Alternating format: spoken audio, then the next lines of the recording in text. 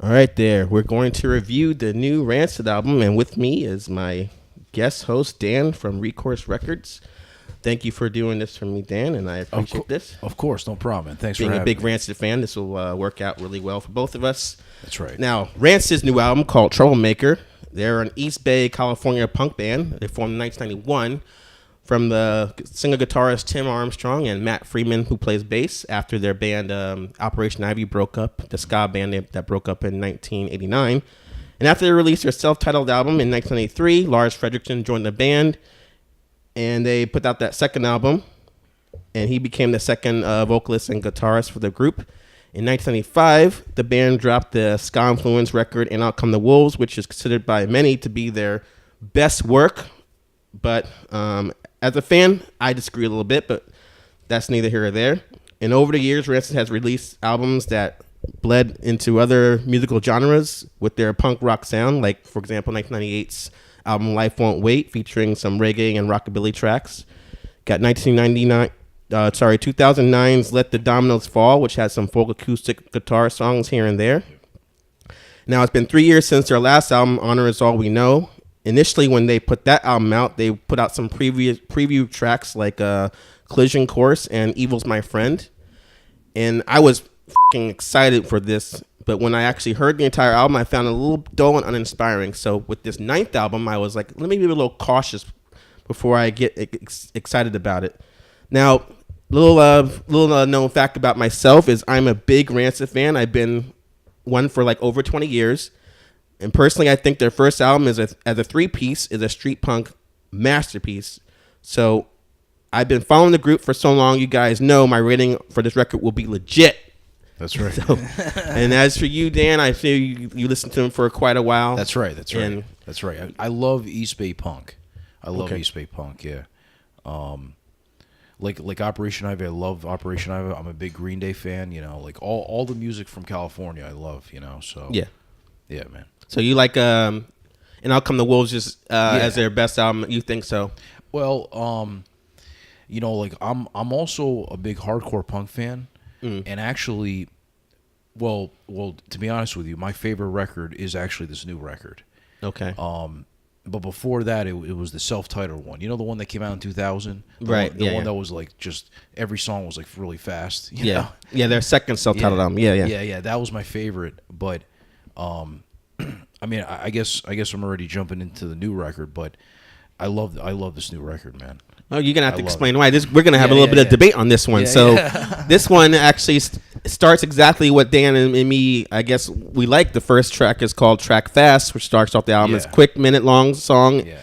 It's more of an intro because it's really short, and it kind of reminded me of a B-side song they wrote called "Kill the Lights," which is similar to the tempo and the shortness of this one. Now, you just heard I just referenced a B-side from Rancid, so big fan over here. Thank you. Yeah. Now, in true punk fashion, the songs on this album are like, you know, for the most part, I think they're only 3 minutes or 3 minutes and shorter. Right. And in true Rancid fashion, you got Tim Armstrong slurring his vocals on majority Yep. of the record. But That's right. despite having that big grizzly beard he's got now, Yeah. he still sounds the same as he did on the previous albums. I agree. Yeah. Yeah. And going a little more into the album, one of the songs that was actually over 3 minutes I want to talk about is the song called Telegraph Avenue. Right. It's got like a slower tempo where it's like, you know, Yeah, bum, bum, bum, bum. It's like the rhyme scheme is very simplistic, and then those nanas, that was like, oh my god, like for me, I thought that was like the worst use of nanas for a so-called chorus. Yeah, now, is that one of the examples of what makes the album so good to you? No. Actually, not really. Like that song was just actually that was one of the songs that was just okay for me. You know, it was like it's very catchy and I'm not gonna say it's classic Rancid because it sounds more like the Dominoes record, you know, type style of writing. But no, like why I like the record so much is because like it has all the elements I like a Rancid in one record. I actually like the diversity of the record. Like I do like that song, Telegraph Avenue. Okay, but it's not, you know, my favorite off of there. You know? Okay. Yeah, that one. As much as I hate to admit it, like every time I bitch about that, like Nana, I'm like, I can't get this out of my head. I hate it, but I can't get it out of my head. So it's like, I guess it works in a way, but I'm like, man, like sucks, dude. No. I know what you're saying because it's like, damn, it's working. Like what they intended worked technically. Because you can write a better chorus than that, but it's like, nah. Nana is pretty like easy to remember. Yeah. In the middle of all this punk rock, which is where I don't see the diversity, they have the song "Where I'm Going," which is like a ska song.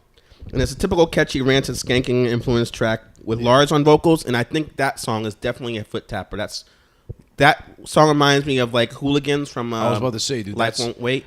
I'm glad that's the ska stuff I remember them doing, and that song I think it works really well. Yeah, I'm glad you said that because that's actually my favorite song on the record. Yeah, I love that song. And have you seen like the YouTube stuff they put out where it's basically the whole record? Yeah, and it's them playing it live. Yeah, well, that too I was going to talk about, but go ahead. Sorry, if I'm going forward. It's fine. It's cool. It's cool to see Lars like dressed so conservatively. He's dressed like really nice in the video, and he's like just but going as hard as he was when he was younger. It's kind of cool. Yeah, that song actually is going back to the 90s, and that's just the ska stuff that they are putting into all their albums now, which I think is pretty cool too. And actually, one of the songs, speaking of ska, the song "Buddy" has an accordion on there, which I said you saw the video, and he's playing it. And the guy from the Interrupters, the guitarist, is playing an accordion. I never heard an accordion solo in a punk rock song before, so I'm like, I'll give you credit on that. That's really cool. Yeah. And then that guy comes back later, and he plays the piano on the like the more blue collared like rock song. What's it called? Boov Rock and Roll. Yes. Do you like that song? That one's kind of seemed like on the border of selling out, but it's right. I don't know. No, I know exactly what you're saying. Yeah. It's very catchy. Right. It's like a very catchy, like actually more of just a straight up rock and roll song. Right. Yeah. Hence the name. Yeah. Yeah. Exactly. And actually, that's what I like about Rancid too. I like that they write like really great like sounding songs, and it's not just like I love their hardcore side too. I love that side of them, the street punk side. But I liked how in the mid to late 90s they started to get more into like those big chorus like type songs. Okay. So yeah, I like the song for that. It's very catchy. So but I mean, it kind of is.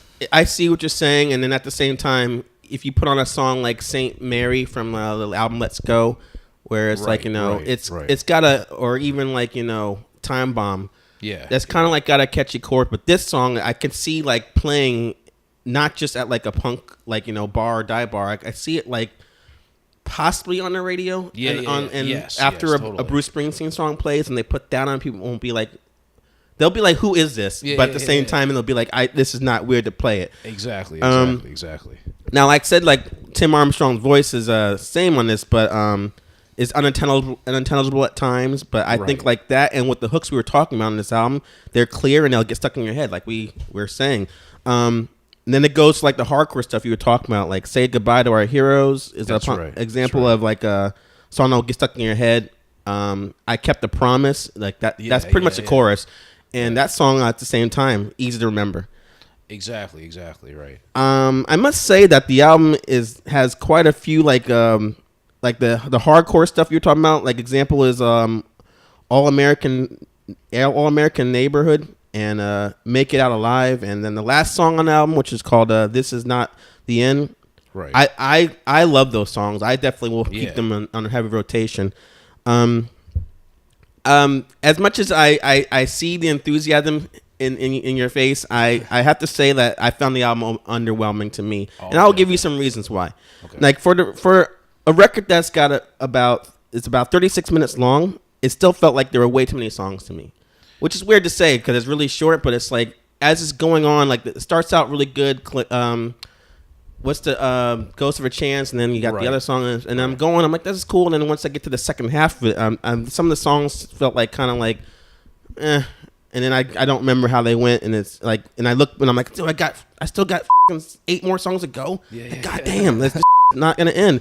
And for the most part, the songs they seem unfinished to me because they end too soon, and I know it's punk rock, you guys, to like have like a quick minute and a half cut, but it's got to be natural. Like, and Ghost for a Chance is an example of what I'm talking about, because that song could have been a little bit longer than it was. Also, my second issue is similar to the last album, Honors All We Know. These songs come off so effortless to me. It sounds like Rancid, but they're pushing less boundaries than before. So I don't see how you're saying they're putting everything together, because this one seems like they can just put out songs without even like trying to me. And I mean, for sakes, there's one goddamn ska song on the album. One fucking ska song. Like, what was the point of making a ska song if it's gonna be one? Like, at least that album I don't really like so much. Out Come the Wolves has like 3. And that one I felt was effortless, because it felt like that album was like, we had this hardcore, like, let's go album, and now we're going to slow the tempo down, throw some quick ska songs on there, and then boom, everyone loves it. But that's how I feel about that. And my biggest problem with this album has to be, ever since And Out Come the Wolves, why doesn't Matt have lead vocals anymore? The bass player? Oh, okay. Is there some reason his badass gravelly voice has been regulated to just one verse per album or backing vocals? This album, he says, like, you know, a line on the first song, Track Fast, here and there, and he's got the chorus on the song All American Neighbor. Right. That's it. That's all the lead vocals he gets. And the same thing on the last album, the same thing on Out Come the Wolves, the same thing on what's the one after And Out Come the Wolves? I mean, and Life Won't. Let me see. Indestructible. That's it. Right, Indestructible. He doesn't sing a fucking verse on any of those albums, and it's like, what the fuck's the problem? Is usually I'll say he's more of a bass player, and people say he's like the best bass player around. And on this particular album, he does good. He does really good on his bass lines here and there on a song, but I felt like he needs to fucking sing somewhere. I don't know what the problem is. Why they're not letting him sing vocals anymore? Yeah, totally. And that's getting on my fucking nerves, dude. And I get excited for an album. He sings on one album, like you mentioned. He didn't sing on one album. Then he sings on the next one. The one that was self-titled. Sings a lot on that one. Yeah, the second he sings one. a lot on that one. Then next album he doesn't sing. Then the next album he does. That's now like 2 albums in a row he don't sing at all. That's my biggest issue. Right. This album to me feels like it's the exact same as the last one. Honors All We Know, and it's just, you could put those 2 albums together and it's the same flow. Basically, it's the same thing. This is basically the Hangover 2 of Rancid albums. It's like, they didn't it's the same thing. It's the same thing again. Same formula. Yeah. So that's my thing. I want you to actually rebuttal me on that, and then if you want to give your rating on that. But go ahead. Yeah, sure. Okay. So, you know, I think it's interesting, because I think like I have like a different perspective, because probably since I play, you know, music and I'm in a band, you know, because I used to, like, you know, when I was a teenager just starting to play music, I used to be like, you know, like I would get disappointed a lot, you know, with new records, because it's like, oh man, it doesn't sound like their old stuff, you know, like, oh, they're letting me down, you know, like it's not the kind of songwriting I want, you know, and this and that. But then when you're in a band, you start to realize, like, and when you get older, you start to realize why bands change and why their sound changes and things like that. Mm. And like what you were saying about, like, you know, it's kind of like they did this effortlessly. You know, like, I see that perspective, but I like when bands do that, because it's like they're almost just doing what comes so natural to them that, like, it's almost like they're doing it for the fans. You know, honestly, when I heard this record, I did think like they were thinking more about the fans than selling a lot of like hits or something like that. You know. Okay, I can see that. You know, which is the same thing as I felt on a previous album. Both albums, I feel like they're like, let's just do what we do, and you know, we'll see. And obviously, the people that like us will continue to like us. But when is the point where you're like, either I want to bring new people to us, or I want to bring back the people that were from the get-go. Right. It's like they care about either one of those things. It's just like, we put an album out, whatever happens, happens. Exactly.